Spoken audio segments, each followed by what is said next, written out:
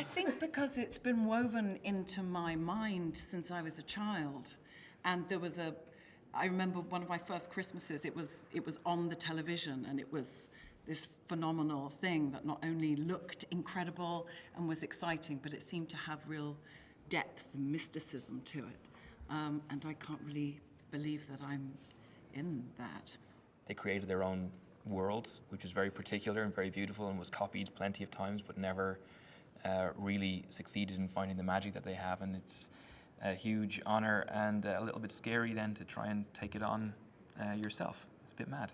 The way that they did this one, that JJ made everything very tactile and back to kind of when they were originally working on it, that it felt kind of impromptu in a way, that they were kind of a bunch of people isolated somewhere, kind of doing their own thing, kind of outside the studio system. And even though that's not really the case here, it still felt that sense of everyone was making it up as we go along, and it still felt urgent and tactile, and like to see everything being practically operated, and puppets and everything you could just pick up and hold, I think was more exciting. And shooting it on film, I think that was just made it even more. I had a bit of a moment coming here in the car when I realized I hadn't really taken on board that I was in Star Wars, and I thought perhaps I should have done some thinking and preparation to lead me to this moment. So I'm looking forward to not fainting in Hall H. I know Oscar went to something similar previously where there were a lot of the fans there,